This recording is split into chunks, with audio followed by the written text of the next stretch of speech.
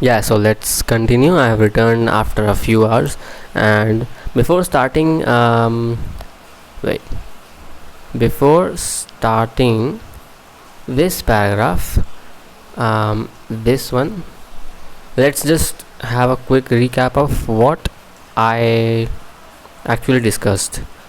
Um, by the way, it's still raining outside. Um, so we are discussing a paper named Physics and Feynman Diagrams on the topic of Feynman diagrams. As you can see, we have our first Feynman diagram on this page, left side. So we talked about how there's a small difference, or maybe a big difference, between, at least that's what people think, between theoretical calculations, etc., and the physical man work, and how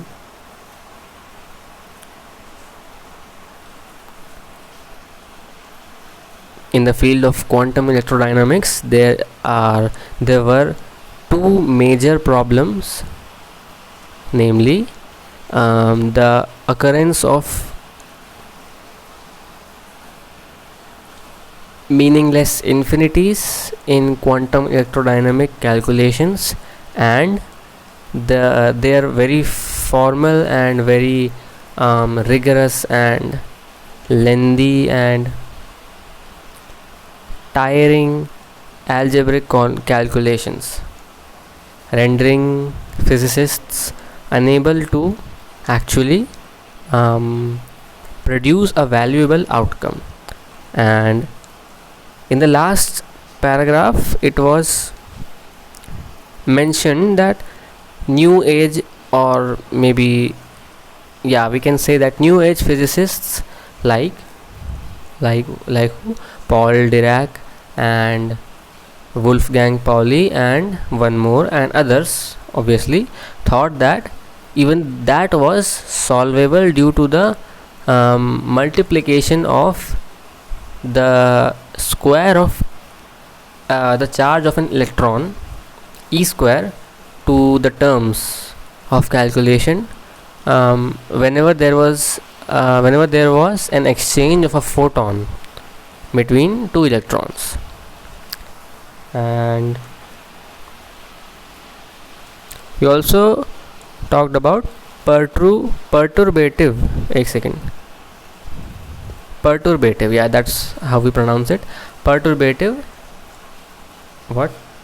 calculation, which states, it is a concept which says that we don't need to consider the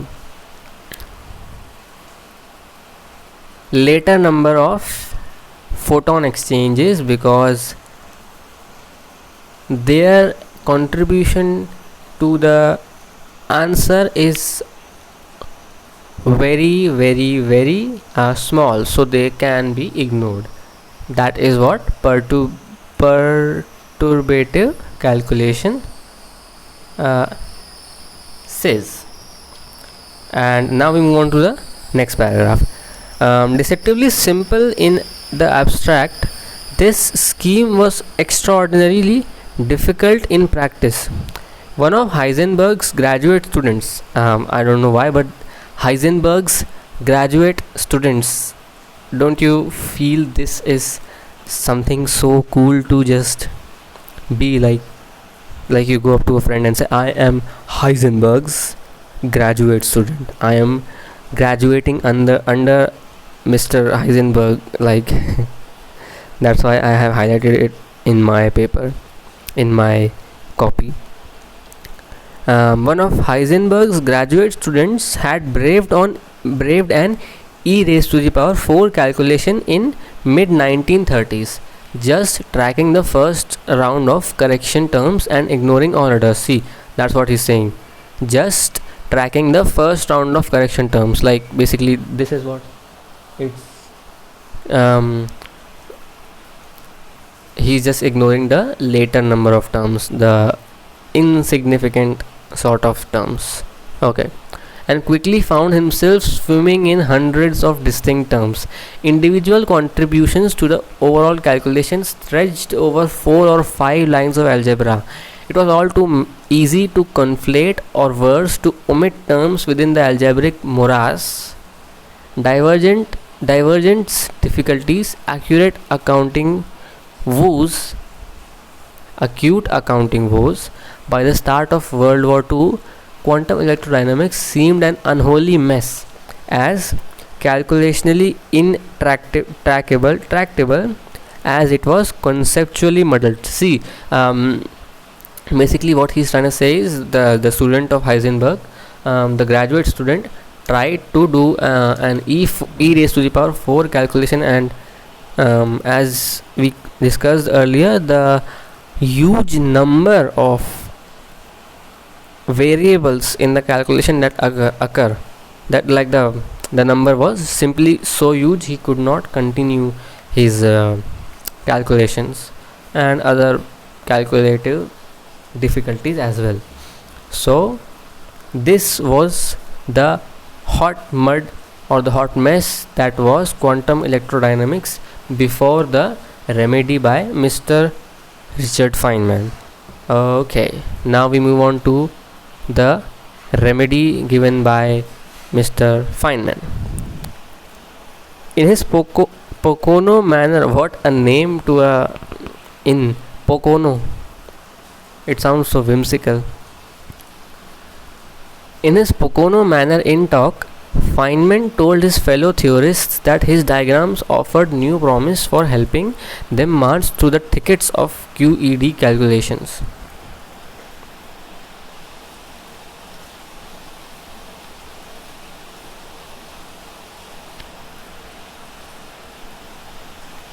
So what happened was, Mr. Richard Feynman, he was in the Pocono Manor Inn, and he was trying to explain what his diagrams basically are, what they do to other theorists. And this diagram that you see here was actually the one made by Mr. Feynman on blackboard. Like, so basically this is the first Feynman diagram ever made publicly, yes, to other people, shown to other people. And this was the exchange of a single photon between two electrons. So if you see, this thing that is going like this is an electron. Similarly, this is also an electron.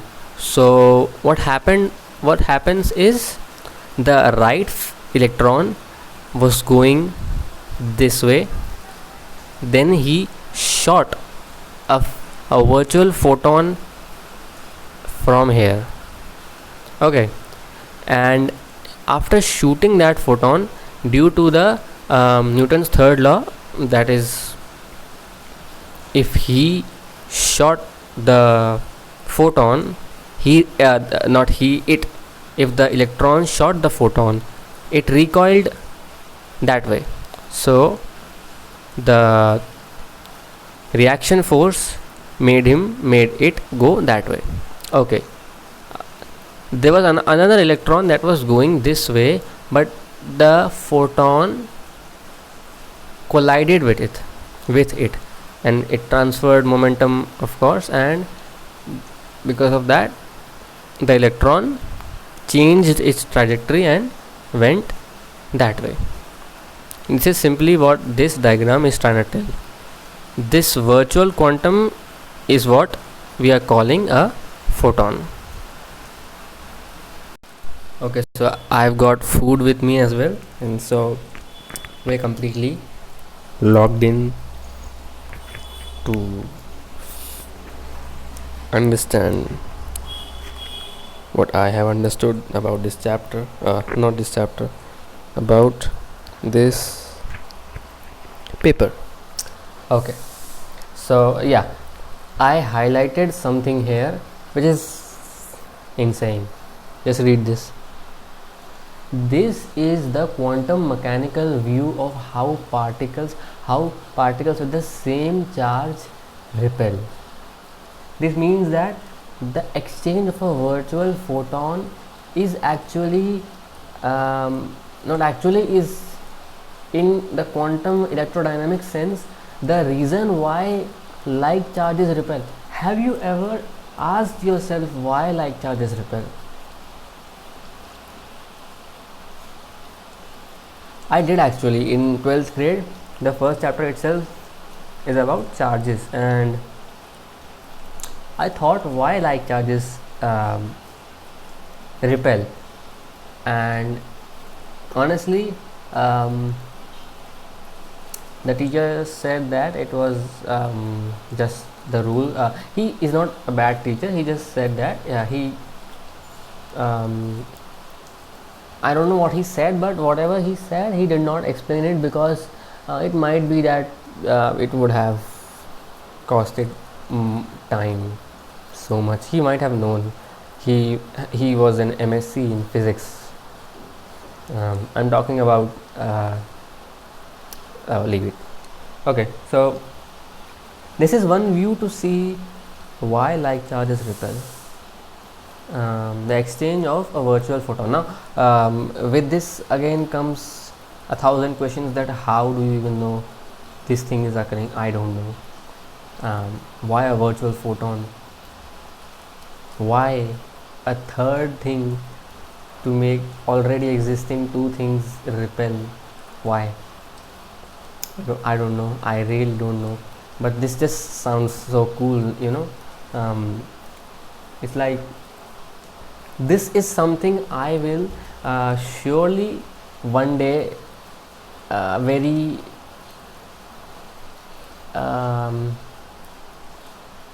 in a few time I will surely ask this to my college physics professor. I will surely show him this paper and I will ask him what are his views. I will also not use AI in this thing because AI will just straight up tell me the answer that what I'm thinking. It's not even a question that I'm thinking, it's just I'm admiring this viewpoint of how like charges repel. This is so beautiful and also so interesting.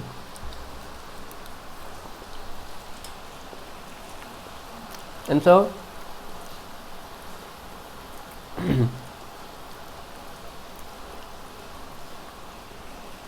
where were we? Yeah, this Feynman diagram is made on a 2D 2D no, not 2D, it's made on a graph. The vertical axis represents the time and the horizontal axis represents the space.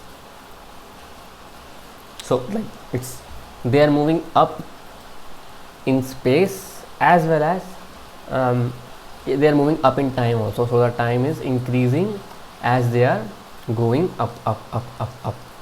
Obviously it makes sense. By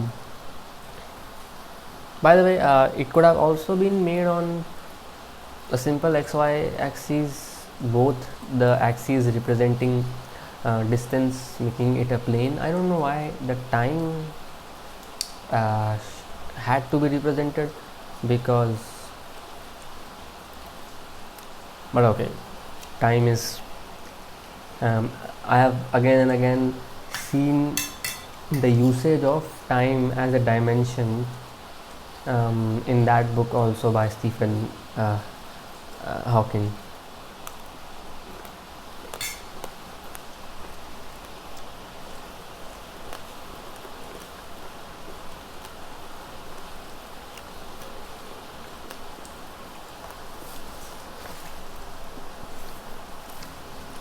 Now the next paragraph, this paragraph,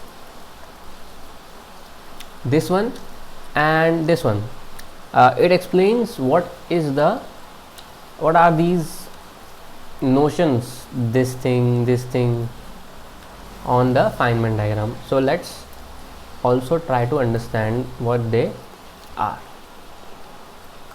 See, the k plus that you see, there are 3 k pluses, 4 k pluses. and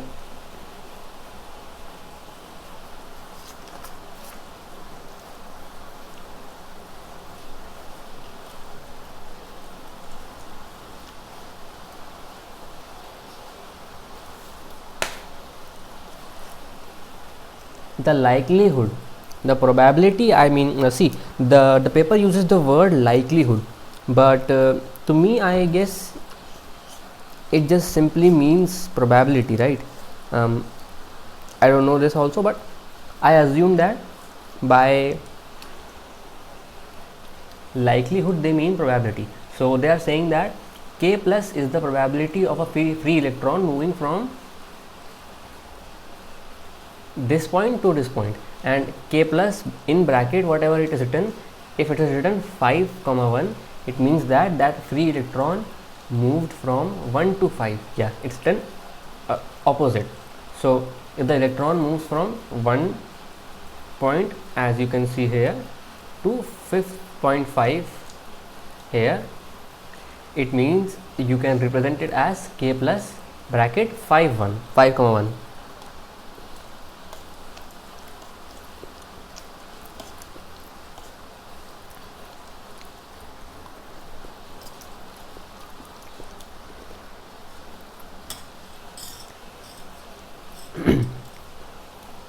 If you understood this one, you can understand all the other 4 k plus.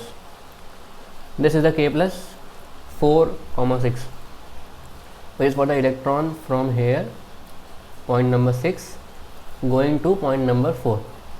Since it's going to point number 4 comma 6. Similarly, the other two, k plus 6 comma 2 and k plus 3 comma 5. Now,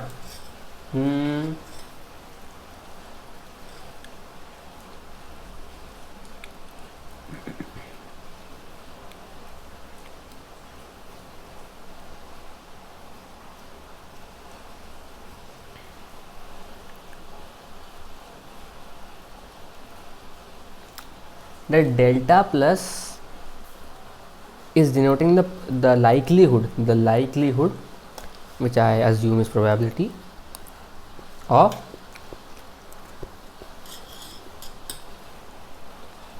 the photon traveling from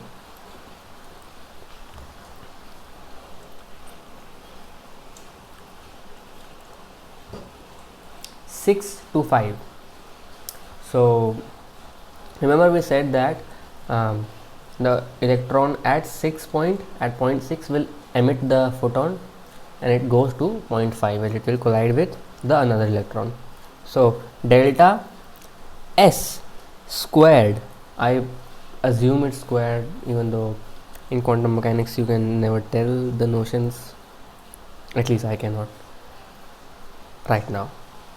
So the 5 6 just denote the displacement of from 6 to 5.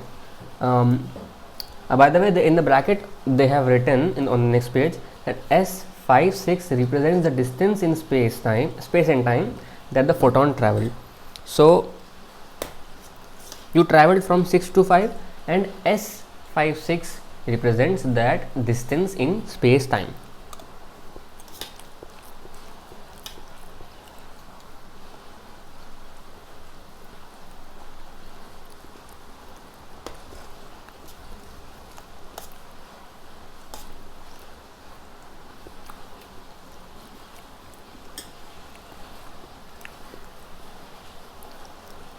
What is left? Gamma mu. We have 2 gamma mu's written. What does this gamma mu mean? The likelihood that an electron would emit, or the likelihood that an electron would absorb a photon was E gamma mu. Here in the diagram they have not shown E, they have simply written gamma mu. So gamma mu is the likelihood of an electron emitting as well as absorbing a photon. That's why there are 2 gamma mu's, one for emitting, one for absorbing.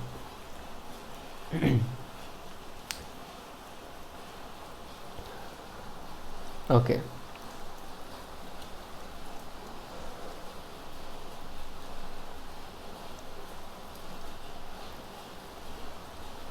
It's written in on the next page. Okay, so with this we understand what this Feynman diagram is trying to tell us. Yeah, trying to tell us. We have our space, which I will try to draw as S.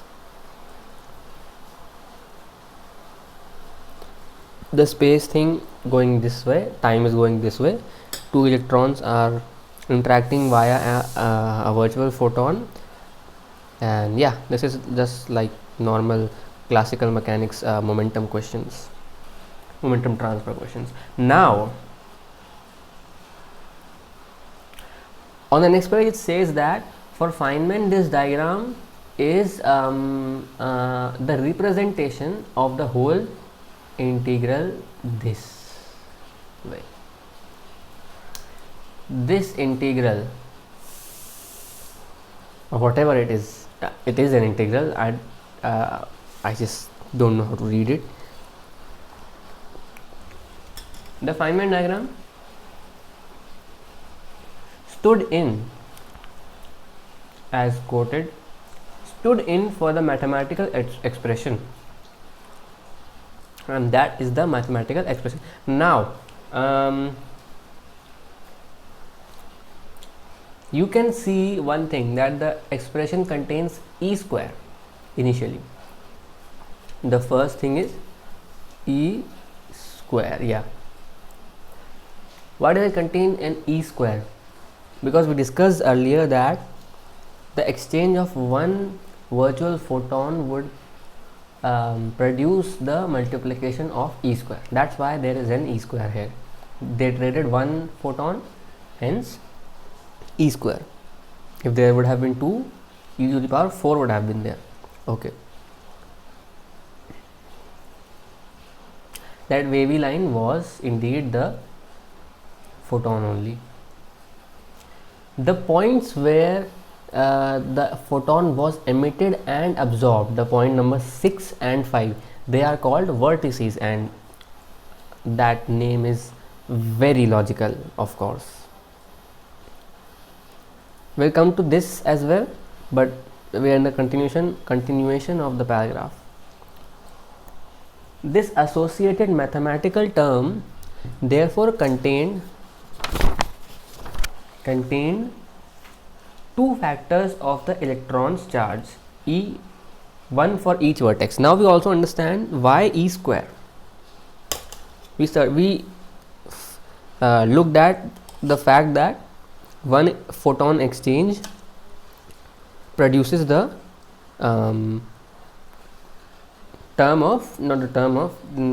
it produces E square. Why does it produce E square? Because 1 E for each vertex. One exchange would produce 2 vertices, and each vertices produces the variable, the number E. Why does it do that? I don't know. It says that, at least we know now, that why E square, because of the 2 vertices. Of course we should dig into why the vertex gives us E. Why does it give us anything at all? No, it should give us something, because that diagram is a representation of something, so everything should indeed convert to the mathematical expression. But why E?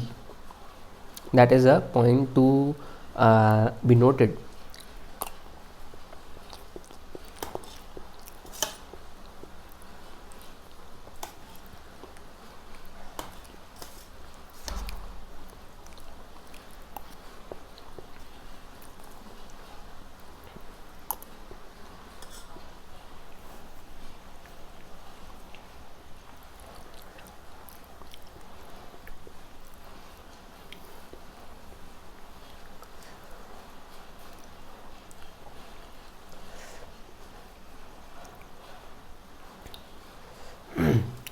When E would square, they would give us the probability of whether the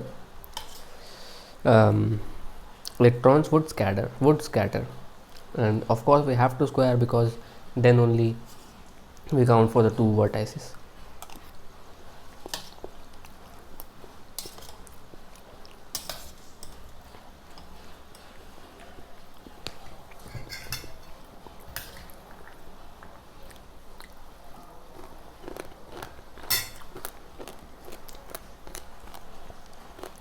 A meeting from two sides.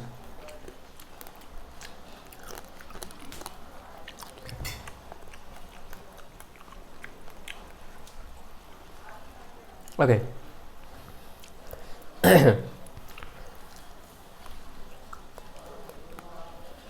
It's also stated that in principle it's not only the electrons are not only constrained to trade two photons, one photon. They can trade as many photons as they want to. It's just written to make you remember that this is the simplest case, and that other cases also exist.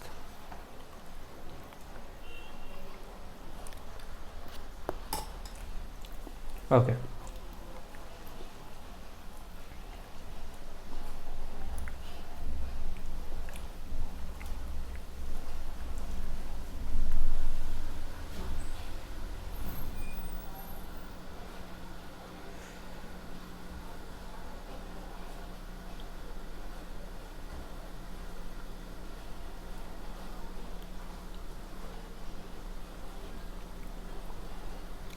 It says that these diagrams that you see here, these are the 9 ways in which two electrons can exchange a photon. There are not just one way. The way we saw was the simplest one of trading one photon, but there are other ways as well, all that you can see here. The first one is a bit more detailed, then we have some less detailed one as well, and it's written that Feynman could produce the mathematical expression for each of them.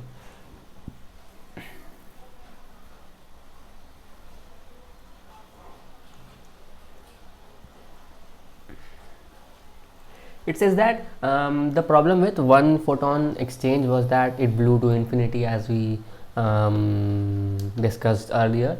And so what Feynman did was,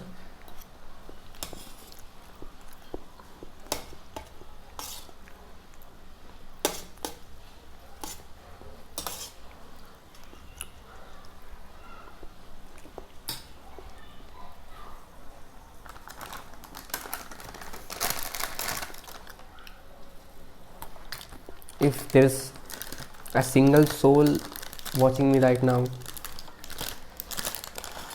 it's insanely weird that I'm eating on camera, but stopping the recording to eat is hassle-some, so I prefer not to, because this video is not meant for audience. This is meant for me. Thank you very much. And so Feynman introduced a term known as renormalization using a combined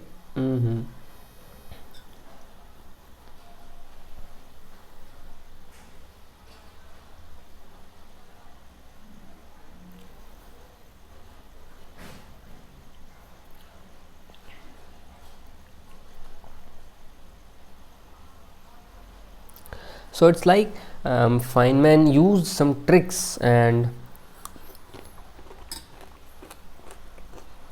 he says that the order is important. You start with the diagram and then you come to the calculation and remove one infinity at a time. How do you remove one infinity at a time? That was the question, the whole question, but it's just said that Feynman removed it. Now I don't know how it does at the end get removed, but okay.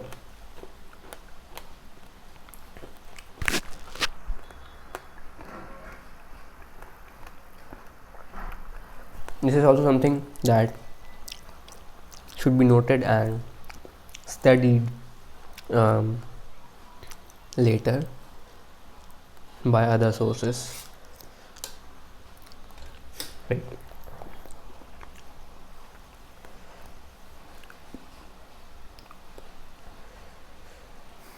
Yeah, now this is the point where I started liking the paper very much. It now converts into a goddamn movie. It's like now we have a plot, now we have emotions attached here. It says that by looking back, we might expect the reception from his colleagues at Pocono Manor Inn to have been appreciated, to have been, where is it, to have been appreciative at the very least.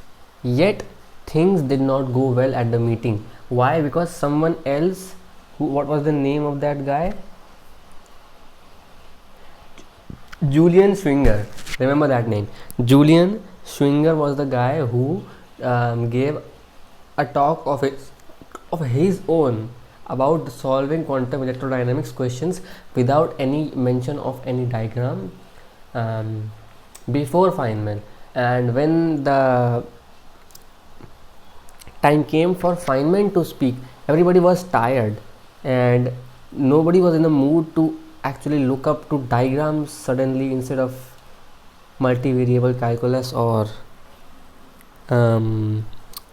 normal algebra or calculations. Just nobody was expecting diagrams. And the thing is, it said earlier in this paper also that the diagrams do not do the work themselves, one has to understand them. And of course nobody can understand these diagrams just like this is how they work. They have to dig deep by themselves and have some time, and that was not what the audience that time had. And so many said that they are not able to understand, and that it's like it said that Niels Bohr and Paul Dirac and Edward Teller they posed frequent interruptions, asking what is this, what is that, and things like that.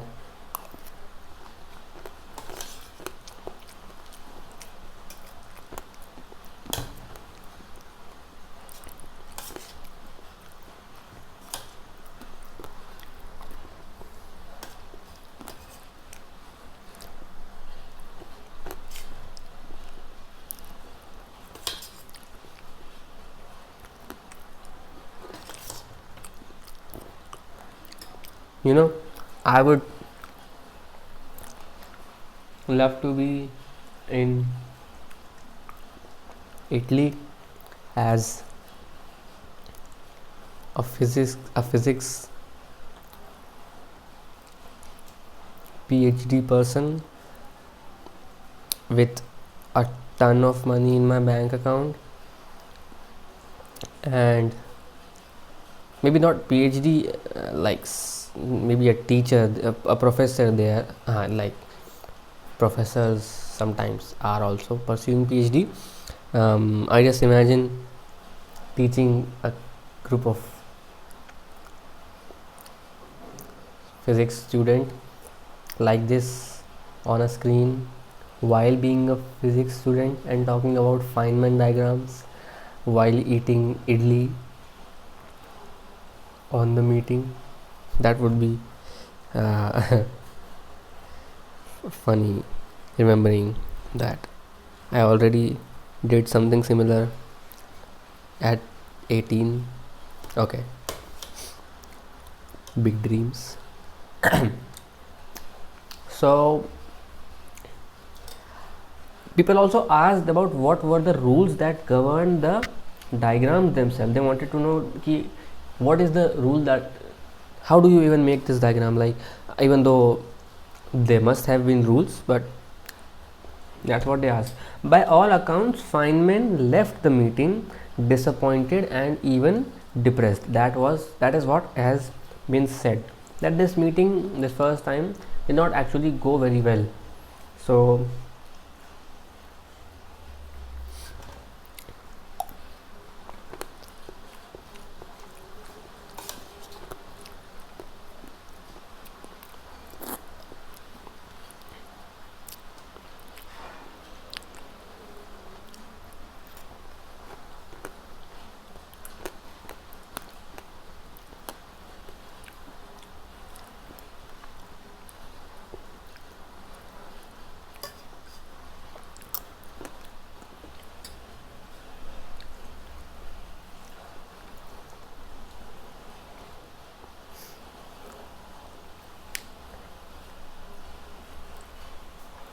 it's written that even some of Feynman's close friends had difficulty understanding what was the point of these diagrams. Not the point, but just simply understanding these diagrams.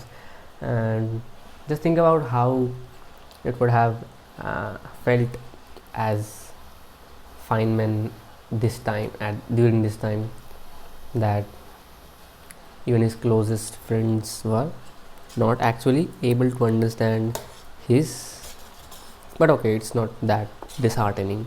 It might have been, I don't know.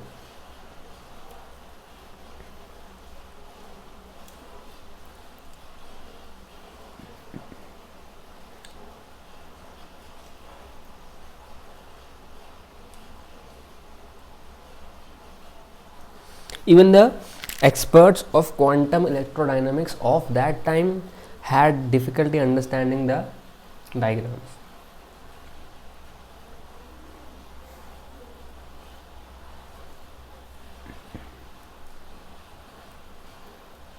Acha, now comes the development part, the development in the story.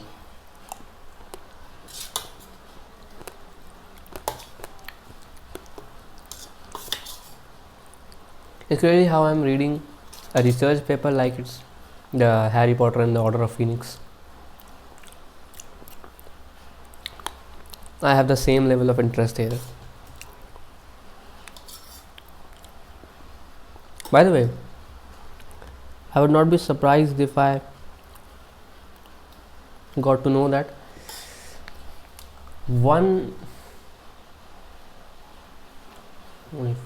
exactly 1 year before from today, no, exactly 2 years before, I had started reading the Harry Potter series without even knowing the story. I did not even know the name Ron Weasley, and it is one of those things that I'm the most proud about, that I have read Harry Potter series the whole series. I have read the book I'm talking about, not the movies. I did not like the movies much because my point is simple, that compressing an 800 page Order of Phoenix book into a 3-hour movie, just there's a feeling when you read a book, and especially when it's written by J.K. Rowling. Huge respects to her. Like, okay, some other day.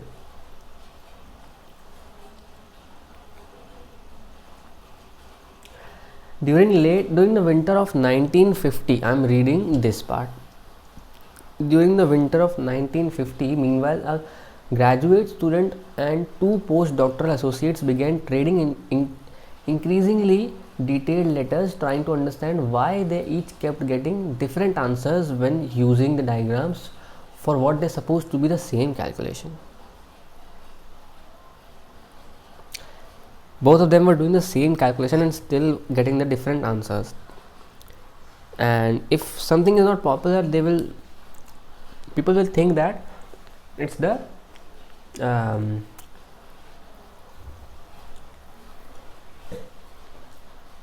the diagrams were the reason of the confusion, not them or their understanding of the diagrams.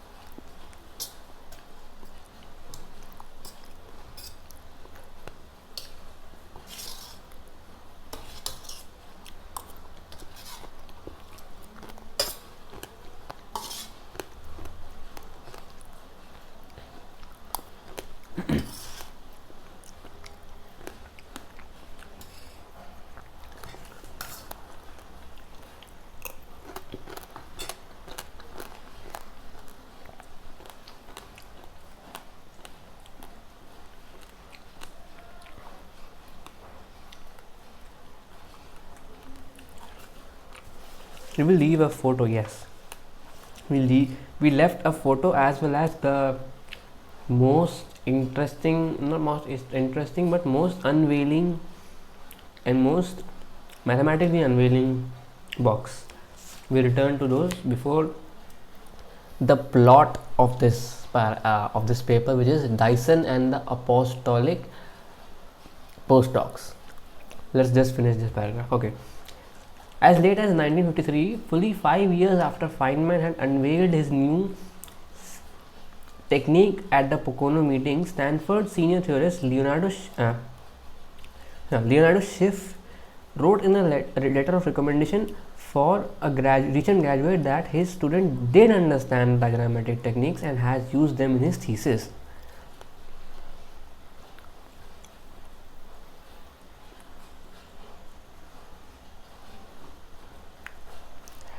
The diagrams did not spread on their own. The diagrams were not actually gaining popularity. They were, to whomever they were introduced to, they were not getting popular responses or good responses. People were having confusion, but amidst all that, 5 years later, one student was noted to be understanding the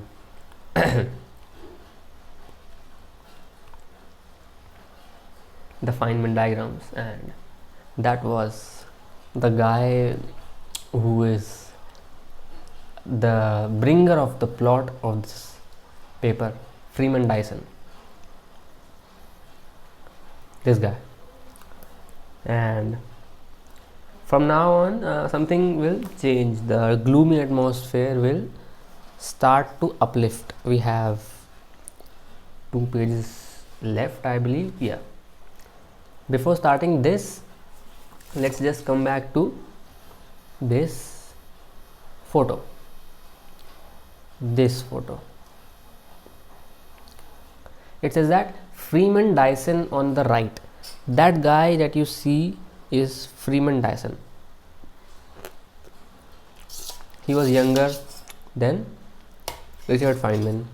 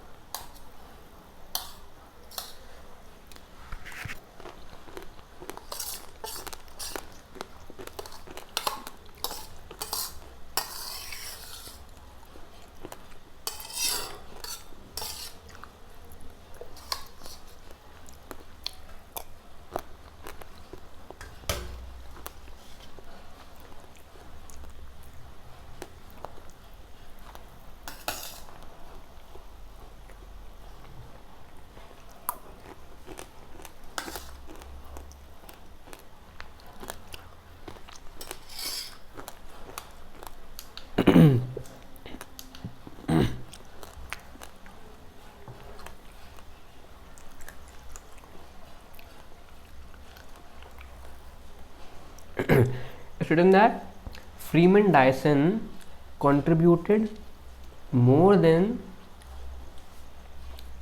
anyone else to putting Feynman diagrams into circulation. This was the guy that made Feynman diagrams famous and actually reach out more.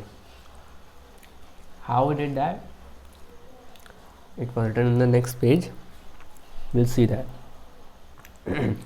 Dyson's derivation and explanation of the diagram showed others how to use them, and postdocs trained at the Institute for Advanced Study in Princeton, New Jersey, during his time there, spread the use of the diagrams to other institutions. He made a guide to using the Feynman diagrams and actually making people understand how good they are. This guy. So, and yeah, he's with Victor Wiskopf, and they're on a boat and going to Copenhagen. Just how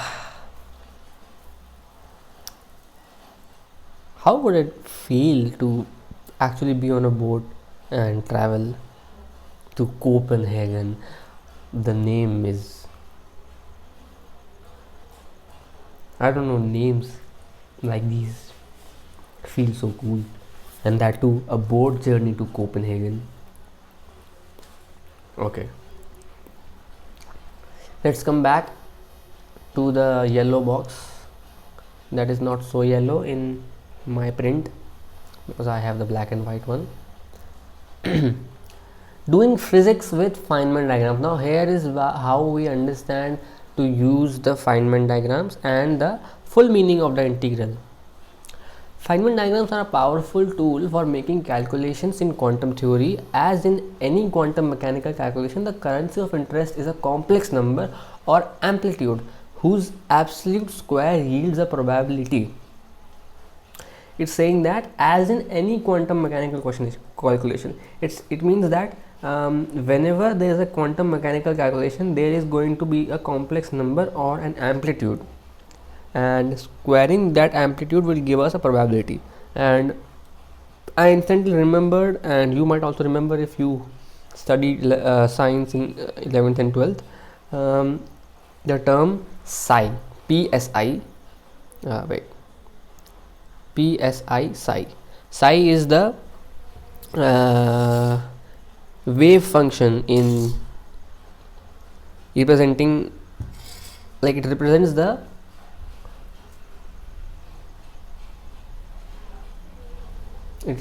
amplitude of a wave function. No, yeah, and let's see, it represents something, and then its squared represents the probability of finding the electron, and that's what they are saying, that squaring that thing gives you the probability, and that's something relatable. It was taught in structure of atom, class 11th.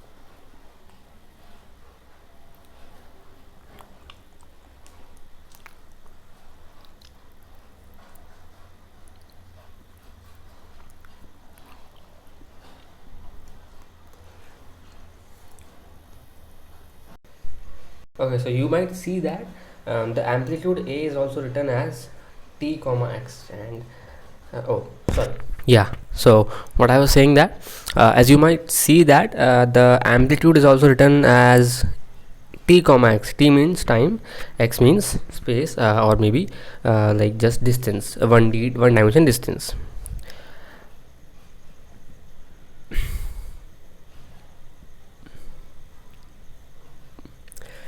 In quantum electrodynamics, the amplitudes are composed of a few basic ingredients, each of which has associated mathematical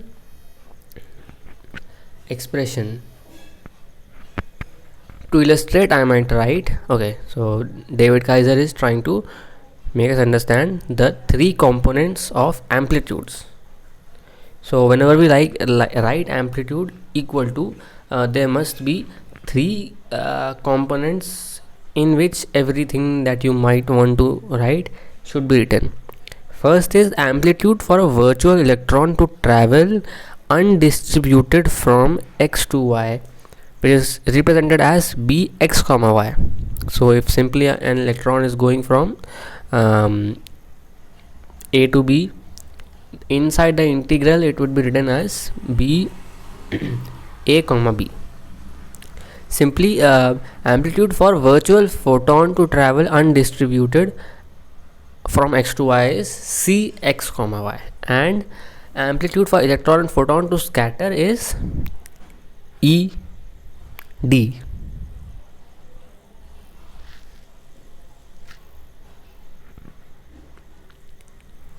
Now here the word to note is virtual. I was not very much paying attention on the word virtual here, but virtual is the word that will come in handy in a few minutes. Here is the electron charge, and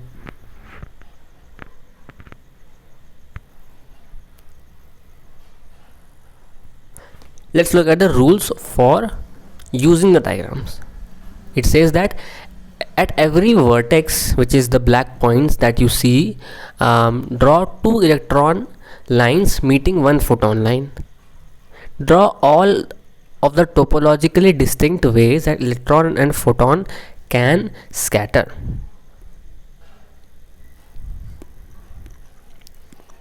Then build an equation. Substitute factors of bx comma y for every virtual electron line, cx comma y for every virtual photon line, ed for every vertex, and integrate all over all the points involving virtual particles.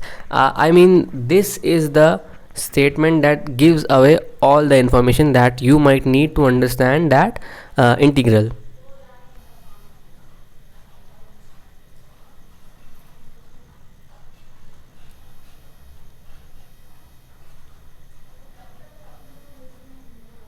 Yeah, this one. Because e is so small and e square's value we've been given, diagrams that involve fewer vertices tend to contribute more to overall amplitude than complicated diagrams which contain many factors of this small number.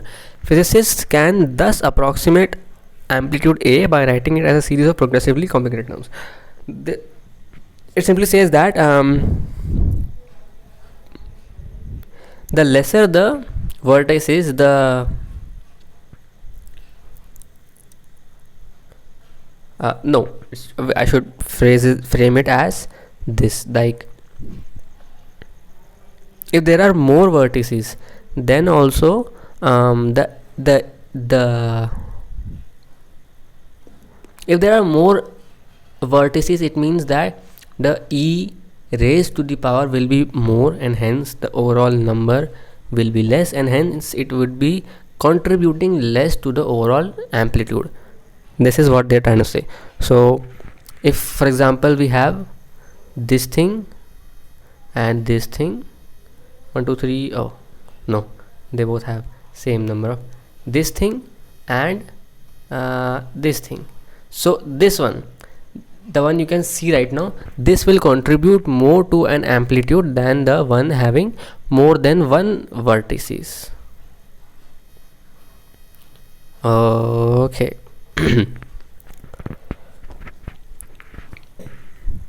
For example, this is the first example, which is A1, amplitude 1 for an electron being scattered by an electromagnetic field.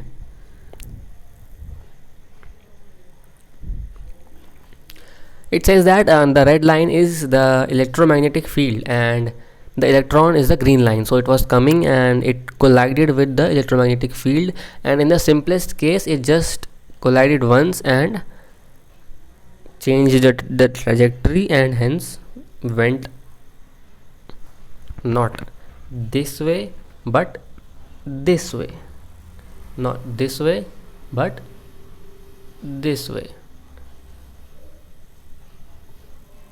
Okay, and since this Feynman diagram only contains a vertex, there is no virtual electron and no virtual photon. Now the word virtual seems important. The amplitude is written as ED, and ED is what? The contribution of that one vertex. Now only real particles appear in the diagram, not virtual ones, so the only contribution to the amplitude comes from vertex. There are no virtual particles, no ghost particles, only real particles. Real electron is there, and there is a field. What is the field? Electromagnetic field. Yeah, that's it. No virtual electron or photon, so no B and no C. Okay.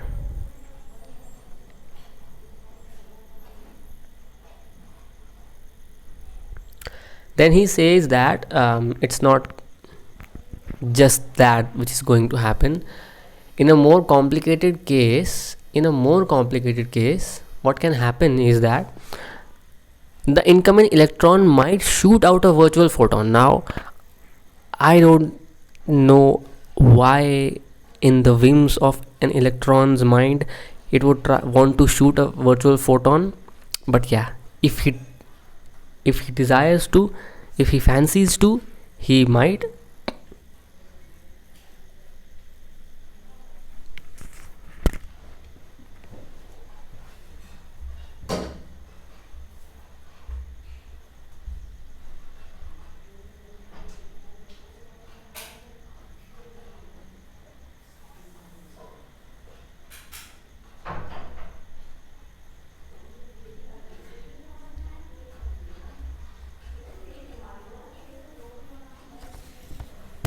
Yeah,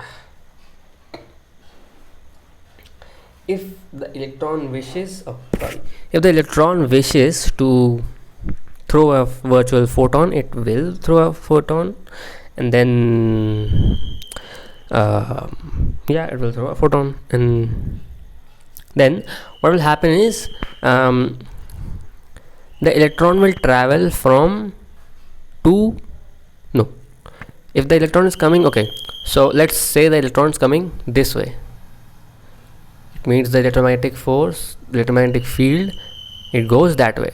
But in the meantime, before meeting the electromagnetic field, it shot out a photon and also intersected with it after rebounding. So in that case, the virtual photon travels from x1 to x2, and so the integral becomes e raised to the power 3. Now why is it e raised to the power 3? Let us understand. But before that, integration d is for this vertex, the vertex x1, d, then okay, wait, there are there is e raised to the power 3. Why? Because there are 3 eds. See, there are 3 vertices, so 3 times there will be ed.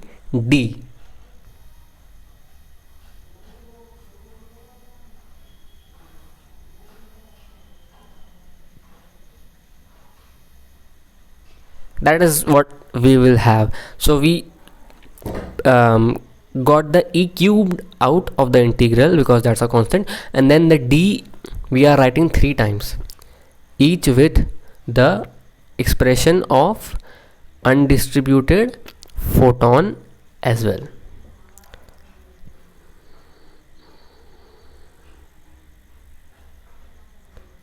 And also after shooting the virtual photon, we are also considering the electron as a virtual particle.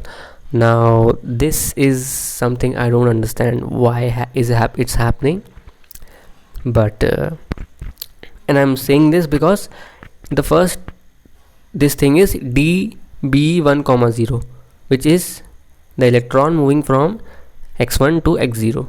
Okay, then d0 say 2, 0 to 2, which means electron going from 0 to 2.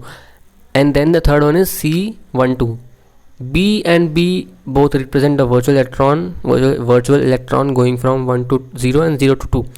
The C12 represents the jump of the virtual photon from x1 to x2. Now I don't know why do we consider an electron virtual here after that electron produce the virtual photon, and we don't consider it virtual after it absorbed its own virtual photon. This is something I don't really understand. But yeah, other than that, I get what the integral, how the integral was made. And I believe that is the understanding the whole paper.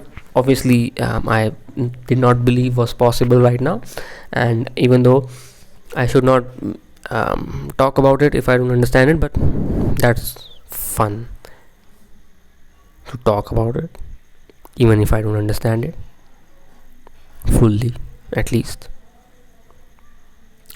Okay, E cube was because of 3 vertices.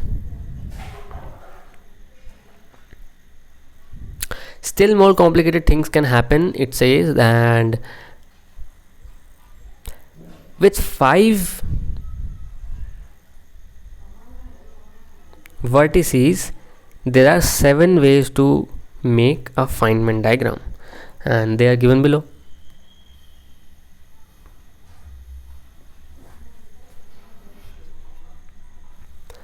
They are also taking an example which is one of the most complicated ones, and they are also solving that integral. Okay, first of all, a3 and then a small a as well. I don't really understand why the small a. Do I understand it?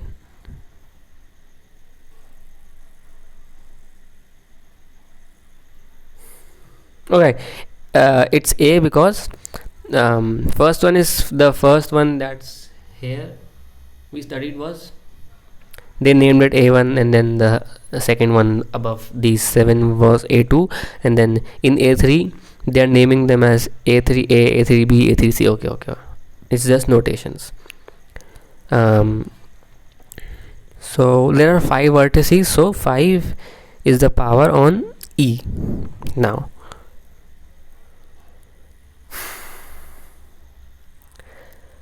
in the integral it says dB1 comma 0 for the electron going from x1 to x0, and then d02, which is for the electron going from x0 or x0 to x2.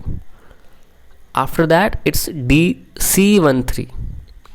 C13 is for the virtual photon going from x1 to x3. Then dB3 comma 4. Now did that photon again produce a virtual electron? What is this, man? This is insanely interesting and weird and strange at the same time. But yeah, this is what it says, and the color also tells us that at x3 the virtual photon produced a virtual electron that traveled from x3 to x4, and then dB43 the electron again came back. Yeah, that's what happened. dB43 it just went on a stroll and then came back to x3, and in the meantime when it reached x4 it produced a virtual photon of its own, C42, which means that virtual photon went from x4 to meet x2. That's how this integral was made, and it is good. It's interesting. If anything, it's interesting. The total amplitude for the electron to scatter from the electromagnetic field may be written as this, the whole addition of amplitudes. And why are we adding it? Because, hey, wait a second, we don't add amplitudes like that, no?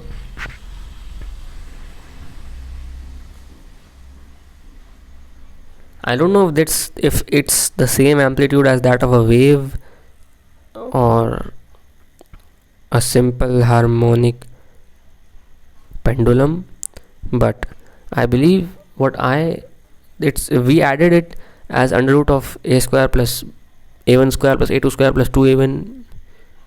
Not even understood. Not even. Wait.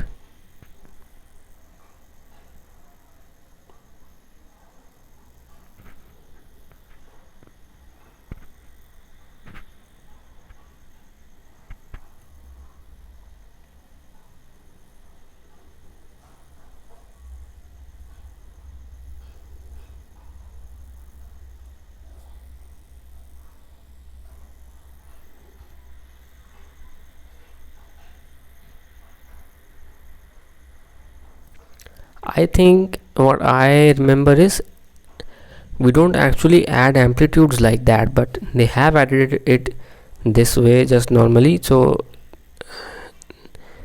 there must be a reason. It's again a point to be pondered upon. It says that next that the probability of the interaction is the square of the amplitude.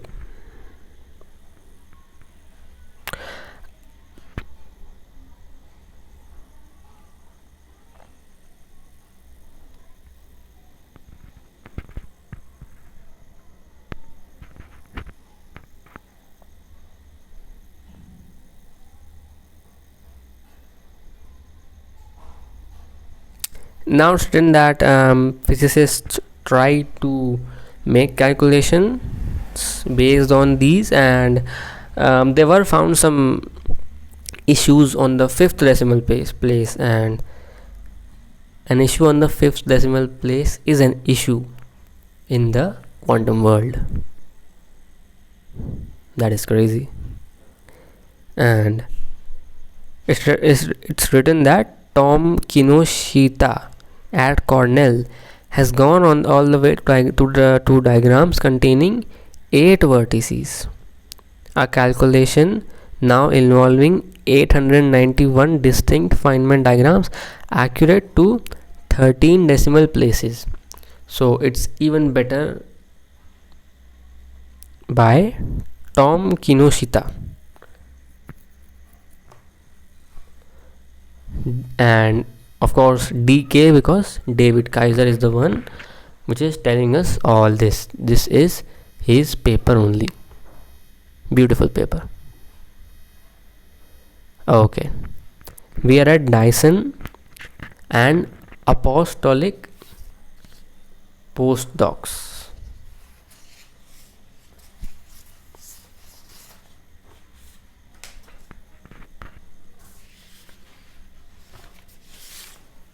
Yeah,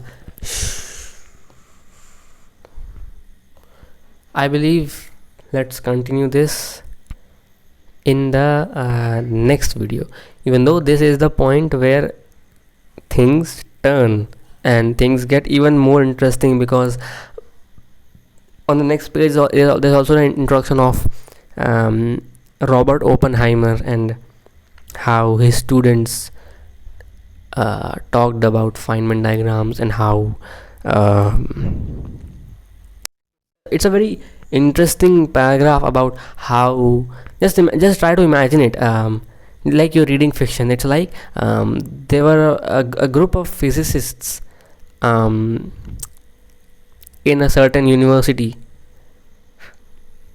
and due to the incompletion of a residential building there, they were all forced to be huddled up near tables, and because of that discussions began, and that was how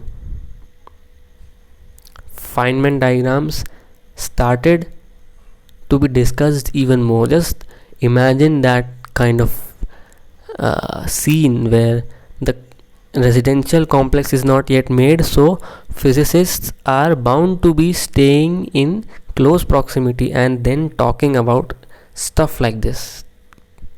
I don't really know how to formulate this, but this excites me to imagine like what would have been the ambience there. Okay, so we'll cover all that in the next video because it's 10:22, and yeah, I should probably end this as the first part of this paper. Thank you very much, and thank you very much Mr. David Kaiser as well for writing this beautiful paper. By the way, this was what we studied today in the class with my first grade students. We were we were discussing maths, and I was making them write what comes after and before these numbers, just letting you know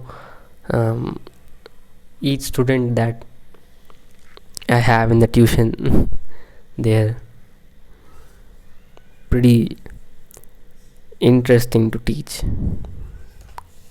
Yeah, let's cover the next things in the next video. Thank you.